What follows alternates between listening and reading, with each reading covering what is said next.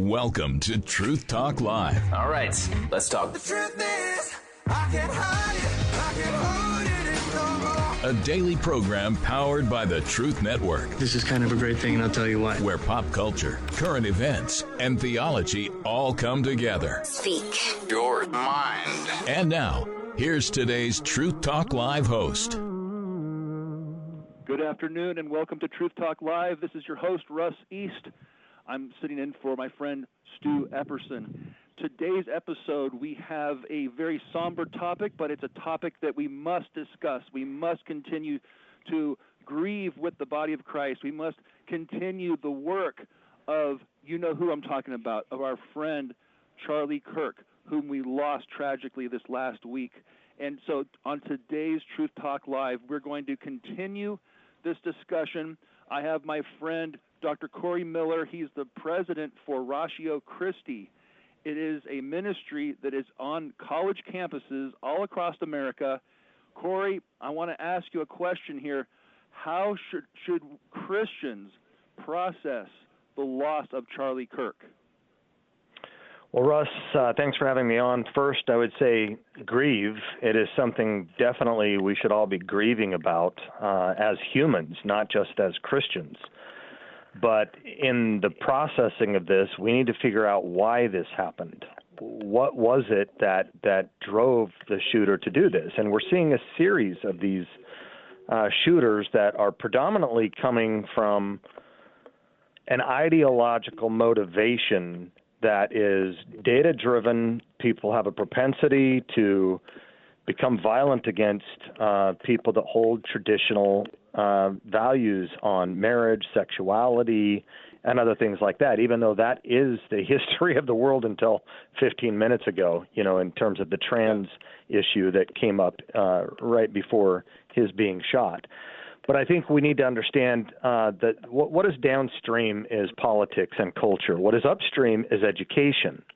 And at the apex is the university. And so my book that's coming out right now happens to be very timely and is endorsed on the first endorsement by Charlie Kirk's TPUSA Faith Division head, Lucas Miles, called The Progressive Miseducation of America, Confronting the Cultural Revolution from the Classroom to Your Community. We need to see what's happening in the universities, in the education system, because this stuff doesn't happen in a vacuum. It's coming from a source. Thank you for that. Thank you. As we continue to talk about this, I know that Ratio Christi is right here in Utah. We're so grateful that you're here and you're in North Carolina. You're all over. How can people effectively be involved with Ratio Christi? Let's just name the different ways, all the different ways: prayer support, financial support, but then volunteers and churches. I mean, take this time to really share with people how they can get involved. Yeah, we need extra funding to get boots on the ground on the field at these university campuses. We need bodies of people who are qualified to do evangelism and can be taught Christian apologetics, because we are a special ops ministry that focuses on apologetics evangelism at the most influential institution shaping civilization, the university. And people can go on to our website to look at it. I would advocate going to ratio.link/PMA for Progressive Miseducation of America. They can look at our product line, our booklets on hot topics. They can look at how to get involved from a donations or a staffing perspective. They can look at how we can bring added value to parents, pastors, Christian schools, and so forth. Ratio.link /PMA. Excellent. Thank you so much. I want to give you an opportunity right now, if you'd like to ask a question, just the way Charlie Kirk would do, except we're going to do this over our Truth Network app, through our radio network. You might be listening in North Carolina or Utah or in Lynchburg, Virginia. You might be listening in Ohio, in Dayton or Toledo. Give us a call right now, our call screener. We've got somebody on the line right now, and so I want to invite Matt, my friend Matt, to go ahead and share with whatever's on your heart, Matt, my old friend and continued friend. and Matt is going to just jump on with the conversation here. So, Matt, welcome to Truth Talk Live. Hey. Great. Hey, how are you doing? Doing well, thank you. Got you on the line here with Dr. Corey Miller, and Corey will maybe just come right back here in just a moment. I believe he just got disconnected, but if he could call back, that would be great. But yeah, please ask a question or comment about the events that have been taking place. And we'll bring Dr. Miller back on. Sure. I think we could both agree there's quite a division in America today, and that division, I think, is largely stoked off the flames that we see from people like Charlie Kirk, that, you know, while they might claim to be defending their ideology, I think it might be interesting to hear from what people outside the Christian bubble think and feel, and based off of Charlie Kirk's words. I think it's important also to note that, you know, most of us outside the Christian bubble would condemn what happened. We would say that gun violence is not the answer. And I think that's largely known from the right, that the left have a view of gun violence as bad, and that we'd like to reform our gun violence. But I think it's also important to note that Charlie Kirk died in the world that he himself advocated for. And I think it's important to not whitewash the talking points that Charlie Kirk would make. I think it's very sad to know that somebody had amassed such a wealth and a living off of pushing people who already lived in the margins back into the shadows. And so I think that's something that I wanted to say. I wanted to make sure it was heard from a radio station that may not share my viewpoints, but I'd also came here because I want to learn. I want to learn what your viewpoints are and where you two stand on the issue. Sure. Thank you. So, Corey, to kind of summarize, I think you were disconnected, but you got back on. Would you want to ask Matt some clarifying questions about what he was saying? If I could summarize, and Matt, tell me if I'm right or not. You kind of feel like maybe some of the words that were used by Charlie Kirk would sometimes kind of it was kind of they were flammable. They were flammable words, and it brought about some more heat than light, or something like that. Would you say something along those lines? I would say that that's a bit of a light of what I think if we were really truly thought of Charlie Kirk and his legacy and the things that he said, of course he would stoke the flames of division. Of course he is controversial. I think that's what made him so popular. That's what built his wealth. So yes, I would 100% agree with that. Okay, just wanted to try to summarize those thoughts there. So, Corey, would you like to just correspond? The way sure. Charlie Kirk and just interact with Matt. Yeah, Matt, I lectured on the same campus 5 years ago with liberal atheist philosopher Peter Boghossian, and we were discussing viewpoint diversity, the death of intellectual diversity in the university, on the same campus. And then we also lectured on the campus where Tyler Robinson was apparently radicalized at Utah State. And there, a leftist group wrote a letter to the president trying to cancel us for being logical fascists, a typical hyperbolic and rhetorical term used by people who believe traditional things. Corey, hold that thought, yes, Corey and Matt. Stay on the line with us. We have a quick break, so stay on the line, and we'll be right back here on Truth Talk Live. Please stay with us. Thank you so much. We'll be right back.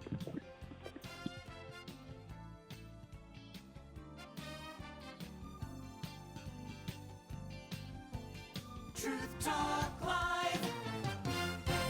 AI. Welcome back to Truth Talk Live. This is Russ East. I'm your host for today's episode, where we're having a good discussion, just the way Charlie Kirk would have done. So we're going to continue this conversation between my friend Matt and my friend Dr. Corey Miller. Continue, please. So Matt, I was saying that I've spoken on both those campuses. They tried to cancel us from the campuses, even though he, a liberal atheist, and me, a conservative Christian. We're only talking about free speech and viewpoint diversity, which has been killed at the universities. So, Voltaire said something like, I may disagree with what you say, but I would defend to the death your right to say it. Stalin said, by contrast, ideas are more powerful than weapons. We don't allow our enemies to have weapons, so why should we let them have ideas? That's the heart of cancel culture. And this cancel culture has gotten to the point where, according to data from Rutgers University, there is a propensity on a large number of people on the left, not on the right, for assassination culture. So it is ironic that they are ones that want gun control, and yet when George Floyd dies, they go burn down the cities of America for a year. The Christians didn't do this. They haven't done this since Charlie Kirk died. You look at the violence from abortion. You look at all the church and school shootings. All of these things virtually are coming from the left. And there might be some people on the right that are doing it. But I would challenge you, Matt, to name one conservative Christian who is a follower of Jesus. Give me a name. Just one name is fine that is doing that.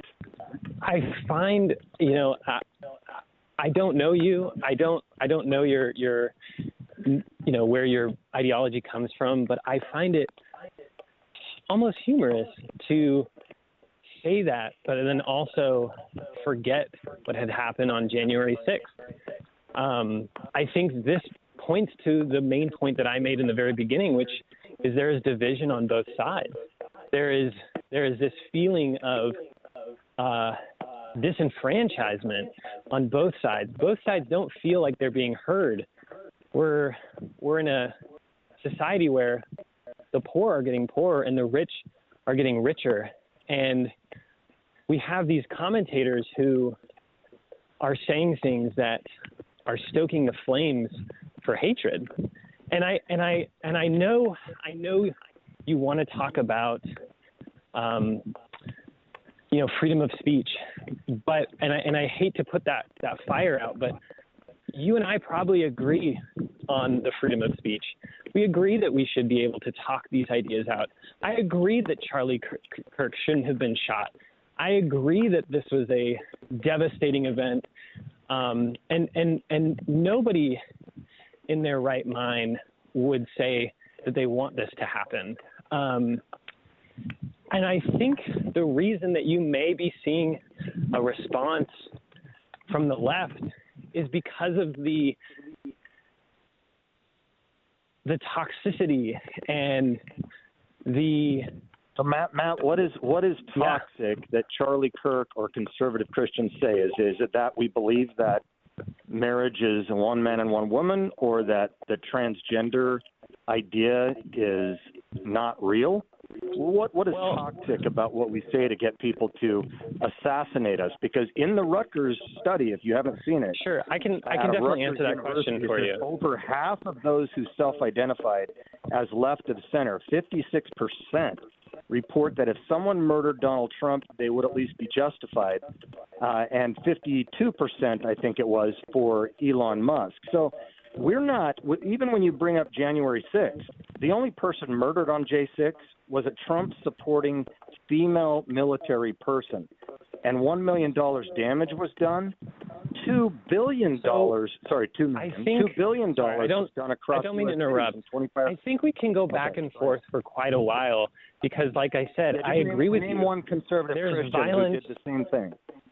I don't have a conservative Christian off the top of my mind. I know that there was one in Minnesota who went into a home of a I can't remember her name, but he murdered her and her husband. So Minnesota congressman. That's right. He wasn't a Christian. That's right. If he was, he wasn't practicing. He was a hypocrite, right? But the point that I'm making is that the point. See, here's the thing. The point that I'm making here is that this goes back and forth, right? Both sides are fed up, and both sides are showing violence. But the data points to the most violence is showing up from the right. I think it was like 0.07% of mass shootings are transgender. Can I address that bogus statistic? Because I know what you're talking about. Can I address it? Excuse me, guys. Sure, I read it, and what it does is it puts people on the right like the KKK, and yet everybody knows that the KKK was started by Democrats. And what it doesn't address is that school shootings aren't called political in nature, and so it doesn't include those. And more importantly than anything here, even if you find people on the quote-unquote right, maybe they call them neo-Nazis, and I wouldn't say is right, you're not going to find anyone that's conservative Christian there. That is not unimportant for our case. I really think that is – look, I really think that is naive to say. I think it's naive because as you know, as a Christian, you know that humans are sinners, right? You would agree with that premise. Sure. Just give me a name, just one. So then you know. So do Christians have the capability of assassinating somebody? Yeah, but who is doing it? Give me one. Okay, there you go. I can just rattle off for the next and I think that's what I'm trying to say. And I know you probably came prepared. I came because I was calling a friend. Yeah, I wrote a book on it. Just wanted to talk about this. I know you wrote a book, and I'm walking my dog. That's the difference. I can't give you a name. Yeah. Let me just jump in really quick. I want to make sure this is just a technical question. Do any of you guys have your radios on that might be causing a little interference with the technical quality of the negative? Okay, same with you, Matt? No, I don't have any radio on. Good. Okay. Sorry about that. Continue on. Actually, I want to bring on Morgan, if I could. Morgan, are you there? Morgan is living here in Utah. Morgan, are you there? Hey, yes, I'm right here. Okay, we're going to kind of just do a little shift here for a minute. And Matt and Corey, please stay on the line. But we have Morgan on, and Morgan, you're a part of Ratio Christi. You're a student at a university in Utah, I believe, or you're on staff with Ratio Christi? Yeah, so I'm just on staff with Ratio Christi. I'm one of the assistant directors. I recently came on back in May. I interned a little bit last year. This is my first time living out here in Utah, and just wanted to dive deep into theology and having conversations with students on campus. And so, yeah, I found myself at Utah Valley with Ratio. Okay. Well, thank you for being on Truth Talk Live today. And I just want to try to see if I can somehow bring you into this conversation between Dr. Miller and with my friend Matt. We're talking about some pretty heavy, deep things, things that Charlie Kirk would have been dealing with all throughout his life, and he'd be doing it today, I'm sure. And we'll try to continue that dialogue and discussion. But were you there the day that Charlie Kirk was assassinated, or were you you were? Yes, sir. I was there. I was right smack dab in the middle of the crowd when it all happened. Can you share a little bit about that terrible day, and maybe just shed some light from your perspective as to what kind of rhetoric Charlie Kirk would use, and how did it affect you, and we'll just share with our listeners right now about what Charlie did in his ministry and his work, and maybe even some of the more personal things that took place, if you'd like to share with our listeners about that terrible day. Yeah. So I remember it's just another ordinary day. So our club tables every Monday through Thursday, and so we were just showing up for another day to have conversations with students. We ended up not having a table, so we figured, hey, we'll just go ahead and join the crowd. It was about 11:30 or so when we joined the crowd.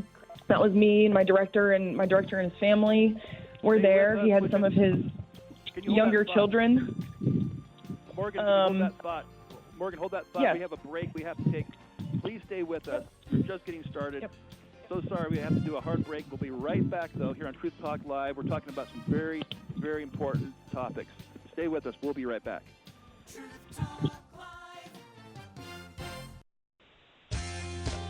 Welcome back to Truth Talk Live. This is Russ East. I'm your host for today's episode. I want to ask Morgan, who was there when Charlie Kirk was assassinated to continue. It was about 11:30 in the morning. Go ahead and please continue. Yeah. So it was about 11:30 in the morning. We were just sitting there, all of us. That included some of our students. So these are active students. I'm not currently a student, just work with Rashi or Christy. And some of our students, our director and his children, his 10, 11-year-old girl was there. His 18-year-old daughter was there with us. We were just kind of waiting for it to start. We had people cheering in the crowd. Yeah, they were shouting things like, Charlie Kirk, or they would shout, just USA, like just kind of very patriotic type language. And, right. He wouldn't come out. And then eventually Charlie Kirk did come out. He answered a couple questions we had a hard time hearing. And I think that was the strangest thing, is we were having a hard time hearing him answer questions and hear the person asking the question. And I think that created some confusion for those of us that were a little farther back in the crowd. And so then next thing you know, we hear this loud pop, and it was only once. That was also weird, too. A lot of us thought it was firecrackers, so we immediately, quite a few of us turned around to look behind us because that's where the noise was coming from. And when we had turned around, by then the people, I guess, on the front had kind of alerted everybody that this is something serious, and we all, at the same time, ducked down together. And we're all just kind of sitting there on the ground ducked. I mean, it's like over 3,000. I think they were estimating 3,500 people out there. All 3,500 of us were on the ground, and it was just like dead silence. Very, very even eerie feeling. Next thing you know, I think people started to realize that Charlie Kirk wasn't in his chair anymore, and everybody started running. By God's grace, on a weird off thing, I didn't put my contacts in to that day.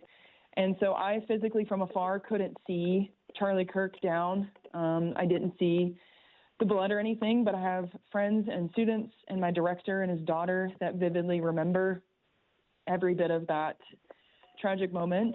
And I just remember a lot of us running out. I remember one girl, I passed by one girl in the corner and she was hunkering down and she was just saying, is this real? Is this real? Is this real?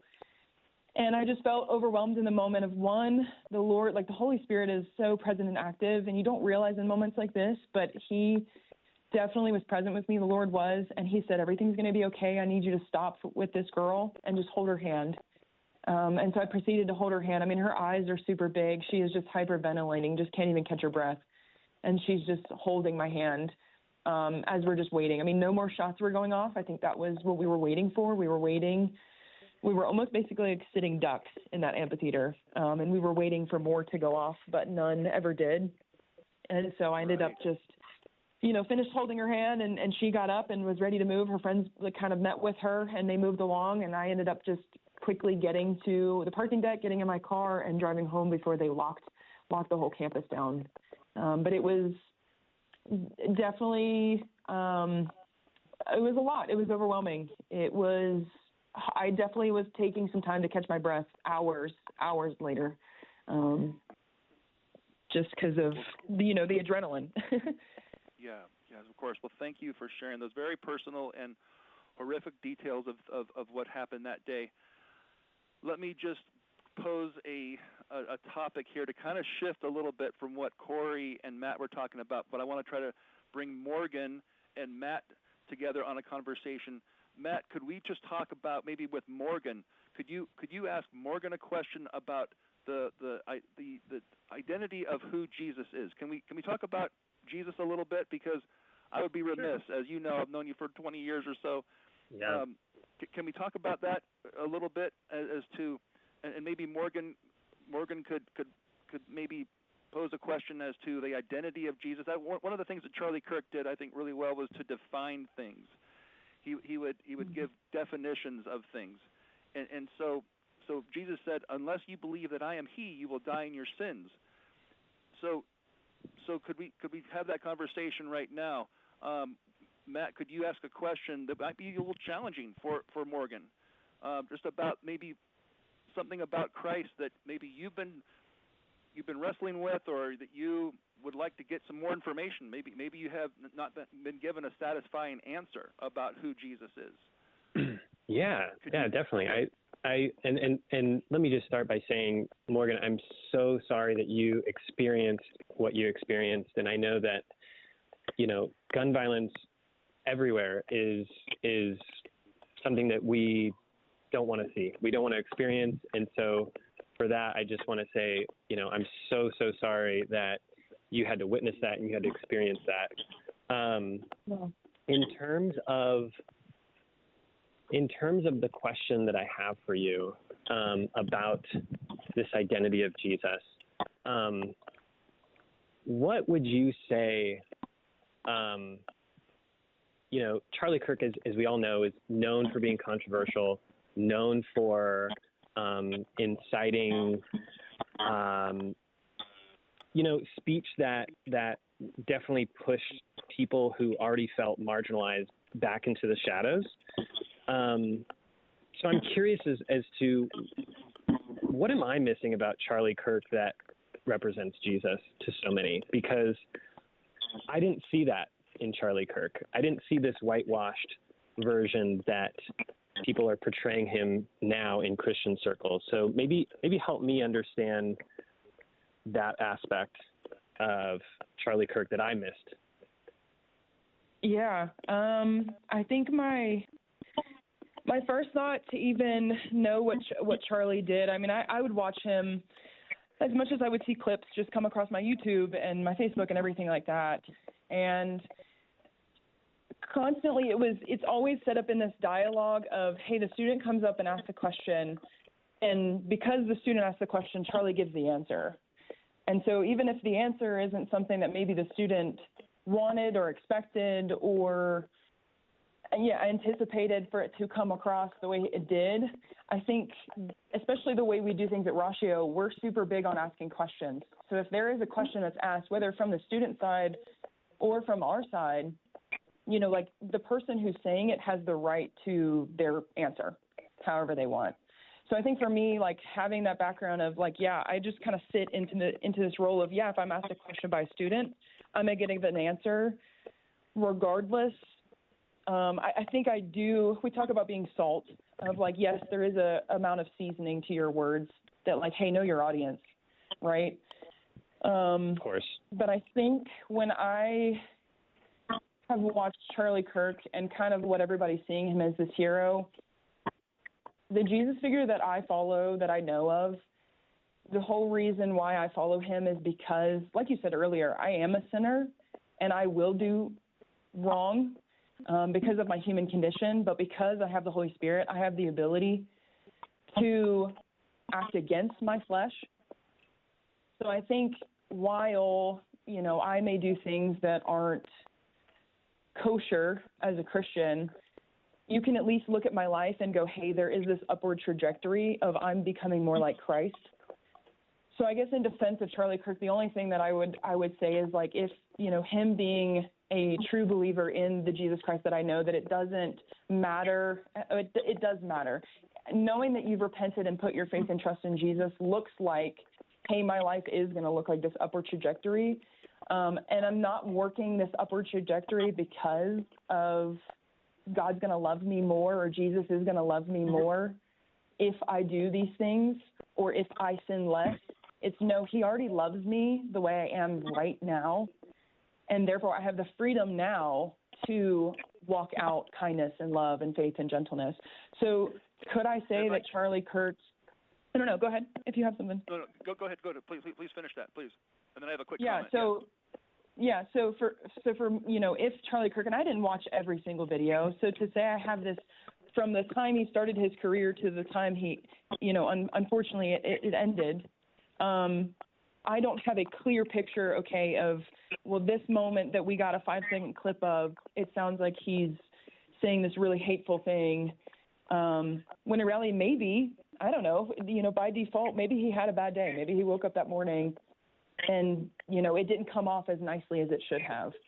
But did the next interview he had or did the next response to his next question, was that kinder? I don't know. I think it's just this, not that I'm trying to make excuses for how people feel about Charlie's rhetoric and maybe the things that he said, but I do think there is something to say the very nature of a Christian is someone who is sinful, but we have a Savior who is sinless, and therefore, because of that, my ulterior motive is to love Jesus the best I know how, and that's going to be an upward trajectory, and every day is not going to be perfect.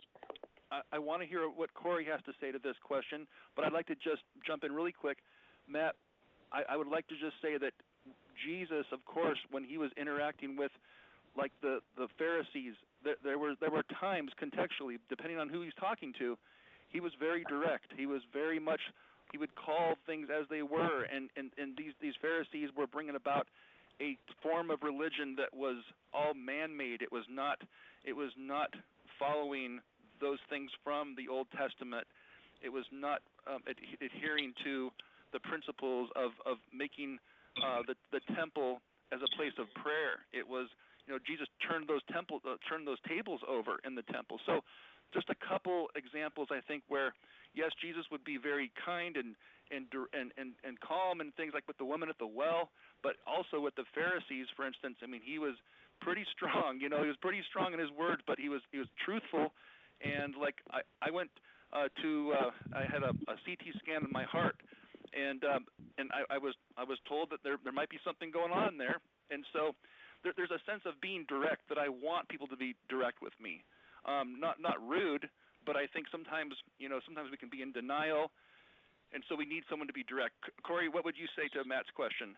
Do you mind? Sorry, do you mind if I just say one quick thing? Oh, no, please. On that? Because I think, I agree. I think that Christ was direct in what he said, especially to the Pharisees. But I think let's be realistic. I think Charlie Kirk said that he would question whether or not to get on a plane if the pilot was black. I think these things go beyond just being direct. And so I just wanted to make that note and say, there are things that, yes, are. Okay, I think we may have lost. Until we get Matt, are you still there? That he's left. Corey is still here. I can't hear Matt. Okay, we've got I'm a still break. Here. Okay, still there. Great. Matt is here. Okay, great. Everybody stay right where you are. Great. We've got one more segment left, so we have a break. We have one more segment. Stay with us. You're listening to Truth Talk Live. Listen to Corey Miller, Morgan, and my friend Matt. We're having some good discussions, the way Charlie Kirk had many discussions. Stay with us here on Truth Talk Live. We'll be right back. Truth Talk Live. Welcome back to Truth Talk Live. We're continuing our discussion. Matt, my friend, had asked a question about the characteristics of Charlie Kirk and how he would interact with people and Jesus. We were discussing that. So, Corey, I know, Matt, you were trying to finish a thought, but I think for sake of time here, can you finish your thought real quick, Matt, and then I want Corey to respond, and then I've got Pastor Lauren Pankritz. Are you on the phone with us on the line right now, Lauren? I am, yeah. Okay, great. And you were there at the university, Utah Valley University as well on that fateful day. And we want you to share in just a moment some of your experiences there. But Matt, go ahead, finish that thought if you would, please. No, my thought's all finished. I think I made what I wanted to say earlier. Okay, yep. Super. Corey, go ahead and please respond to Matt if you would.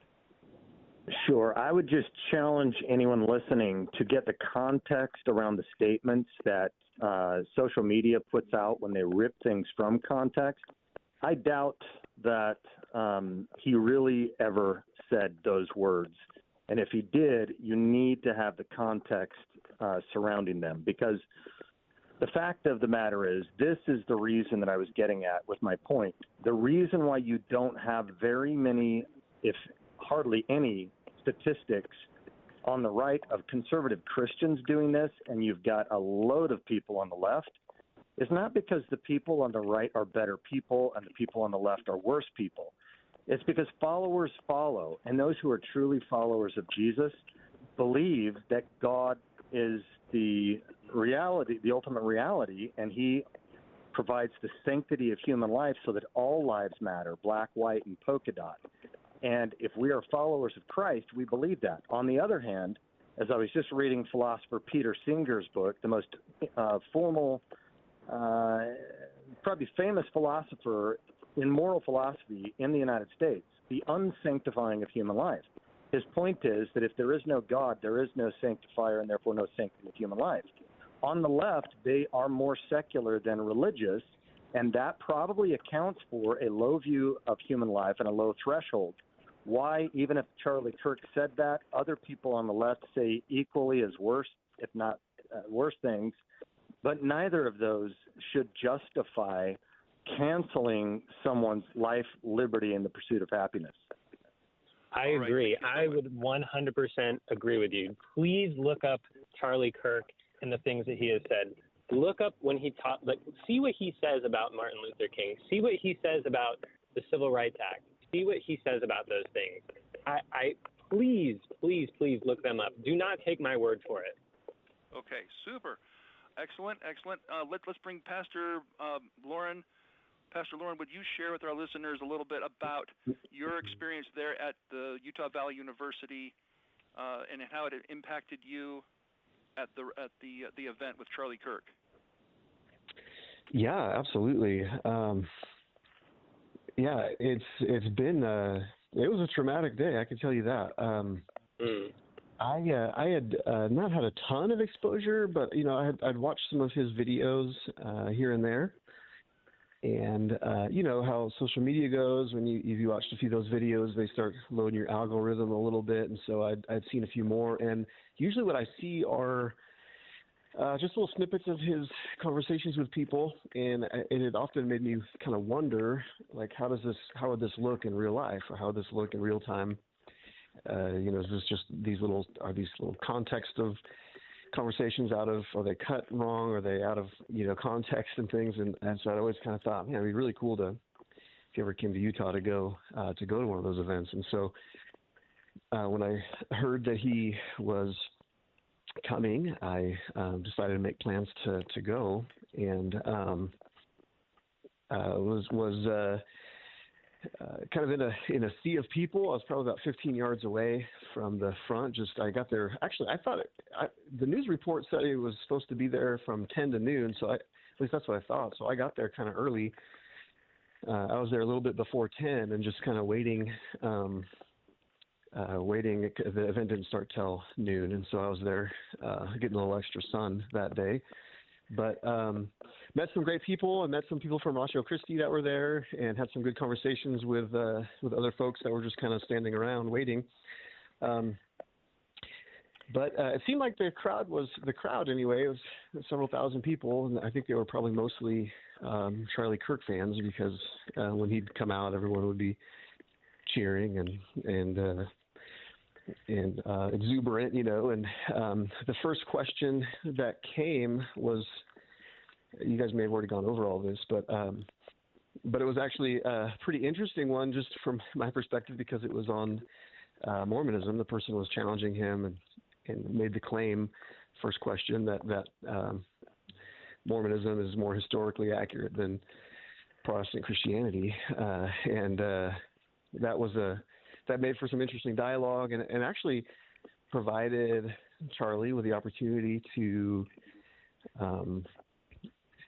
speak about archaeological evidence for Christianity, or even at least challenge that Mormonism doesn't have a lot of archaeological evidence for the Nephites and Lamanites, things like that, but then also talking about the historical credibility of the core tenets of Christianity, like the resurrection. And so I was pretty heartened by that. I thought, man, we're just minutes into this thing, and he's already had the opportunity to talk about Jesus and talk about the resurrection, and sort of some of the reasons why it's reasonable to believe and to trust Christ. And so I was really pretty grateful for that. And it was just after that question, there were people in the crowd kind of trying to get the questioner to move on, because, there was kind of murmuring, largely LDS crowd there. And I could hear people kind of around us saying, we need to move on. This is not helping our cause. This isn't going good. And we need to get on to the next one. And they were kind of trying to move the conversation forward. So yeah, he took the next question, and that's when the shooter shot. Well, yes, thank you for sharing that with us, Lauren. And I want to, as we're kind of getting towards the end of our program today, we're going to be a little restricted on time for this next question, but I want to ask Pastor Lauren, could you expound about this thing called the gospel, the good news? There's some bad news and there's some good news, and then for Matt, but might want to respond, or maybe another caller, 866-348-7884.